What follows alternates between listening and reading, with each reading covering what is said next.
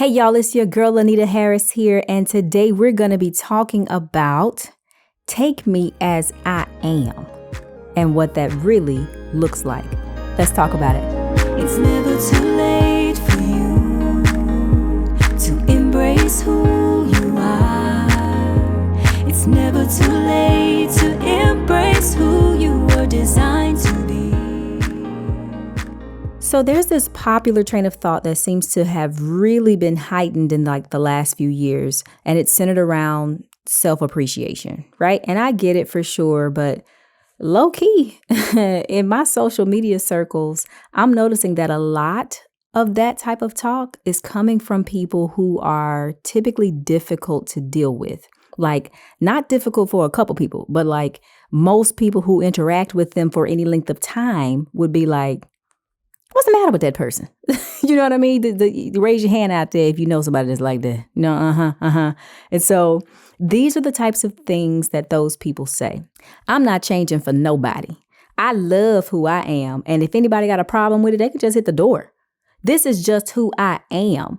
And if this relationship or situation I'm in is no longer serving me or my happiness, then I'm removing myself from it because I deserve to be happy and fulfilled.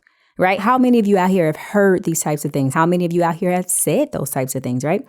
So now the last one, I write. It's okay and it's necessary depending on what type of history and pattern you have. But there is a fine line. Listen to me, guys. There's a very, very fine line between confidence and self-sabotage due to insecurity. I should know the line is fine, because I walked it for a long time. All right. So all of the statements that I just mentioned, there's truth to all those statements, right? But if this take me as I am mentality is the predominant stance that one takes concerning themselves and others, where is the room for learning conflict resolution?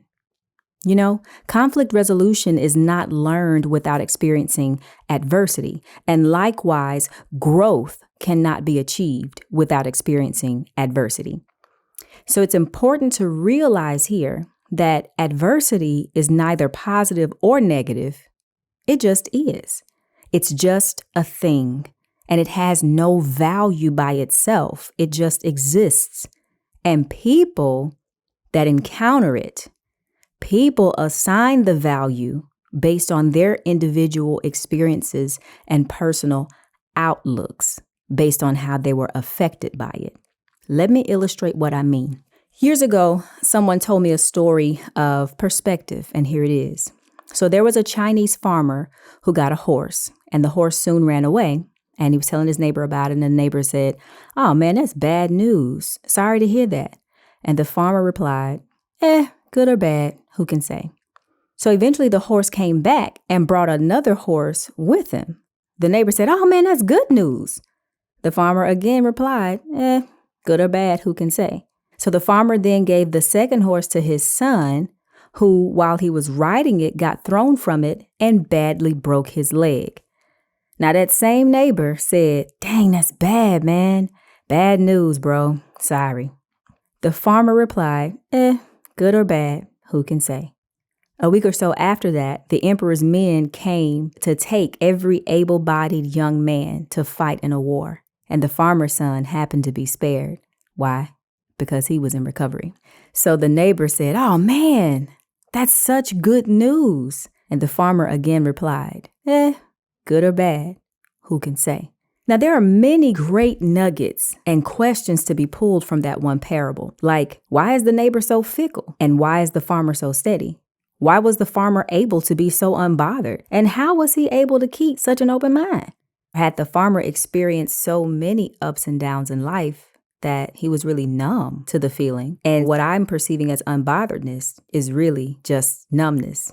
Another question, was the neighbor really trying to be a good friend to him and saying what he thought the farmer wanted to hear to try to validate how the farmer might have been feeling? Or was he just the type of person who always had to have something to say? You know what I'm talking about? You know the people that always got to have something to say? And finally, the son. The son went through a couple ups and downs too, right?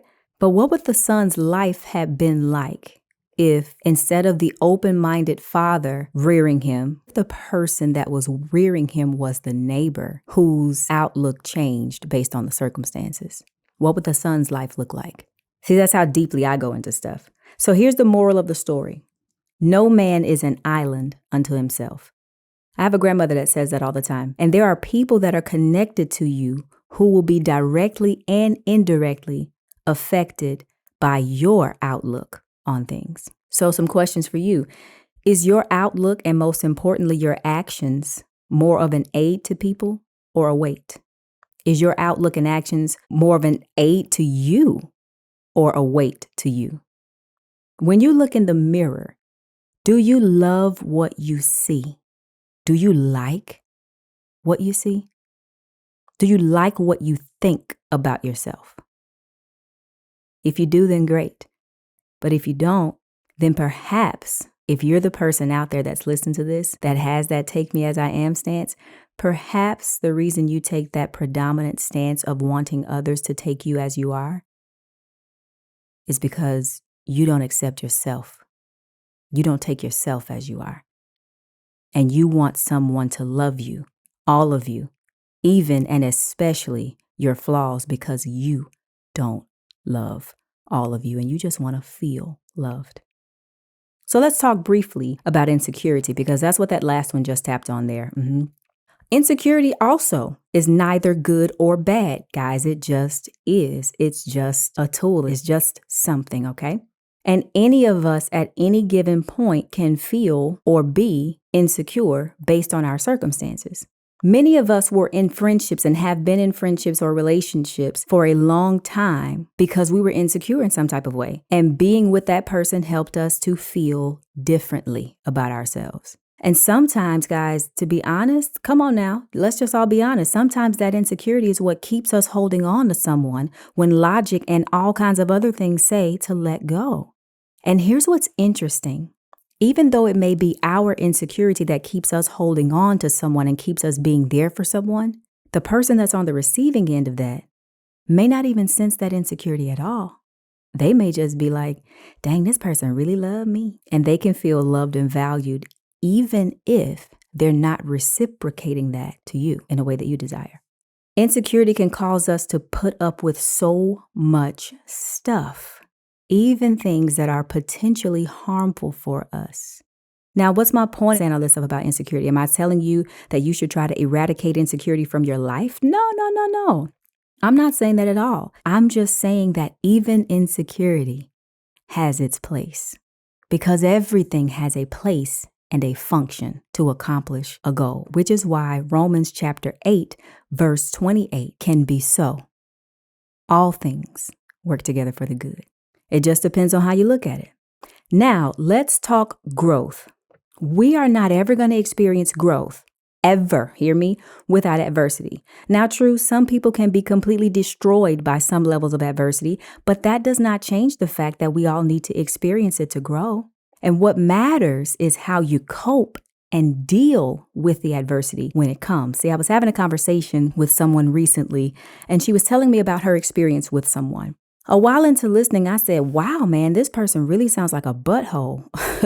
So perhaps you should talk with them and tell them how you were affected, and maybe y'all can come to a meeting of the minds. And this darling heart said, well, no, everyone has their flaws. And, I just need to make the adjustments and accommodations for them. It's me. I just need to toughen up. Now I was listening. I was supportive. And I appreciate the compassion and retrospection there in her response, right? And her willingness to say nothing to the person and just make room for that person's weaknesses and flaws. I appreciated that. And while I do agree that there are plenty of times when we should do that because it's most wise and builds character, here's the thing. If that method of operation becomes a person's habit and pattern where they're always doing that, then there's really no balance there. It's just a pattern of feeling pain and saying nothing and doing nothing. And there is no picking or choosing of battles there. You know how people say, pick your battles, right? Meaning to choose what's important and what's not. There is no picking of a battle there. You just getting rolled over all the time. And so we have to choose what's important enough to fight for and what to let ride. And in order to be and remain healthy emotionally, we have to have a good balance of both. Fighting for what's right and deciding to let something ride. Because we are largely in charge of our own feelings, right? How we are affected by things done and said to us largely is our responsibility to sort through. But there are times when certain conversations just need to be had and battles just need to be fought simply because no man is an island unto himself, right? Like that person that's affecting people negatively around them a lot, that person is not alone in this world, and they shouldn't be allowed to act as if they are and expect everyone else to make adjustments for them, regardless of how their actions are negatively affecting those people. You see what I'm saying? Like, that's not fair. It's one thing to have an off day or a few off days or a full off season in your life because you're just going through something. It's just a little tough to navigate. It's a whole other thing to habitually do things that negatively affect others, and it's just a part of who you are. Right? We all agree on that? See, this is where the hairiness of that take me as I am stance occurs. Because if that's the predominant stance of you or someone else, then there's really no space for taking personal responsibility for how your actions have negatively affected someone else. And there's little awareness of what you're actually asking someone to do for you. The accommodations your request is requiring of them. You know what I mean? Because if they don't agree to that request of take me as I am, then either you'll leave or you'll force them to leave.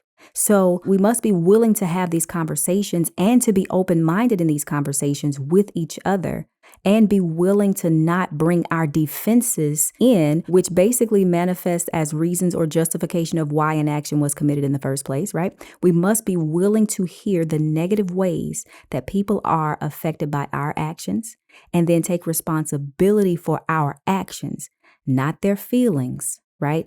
Our actions, and then come to a meeting of the minds and move on.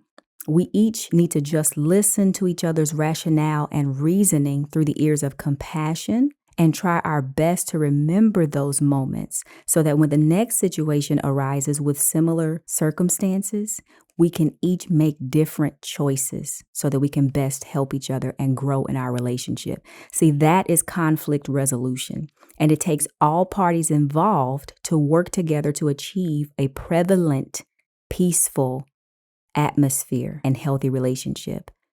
We must remember that our points of view are not the only ones that matter or are valid, and they are definitely not the only ones that exist. So for all of my people out there who may be listening, who strongly take this stance, if your request of someone else is that they just take you as you are, then baby, you also need to live by that when it comes to other people, meaning you are taking them as they are as well without running out on them. Can you do that? Are you doing that?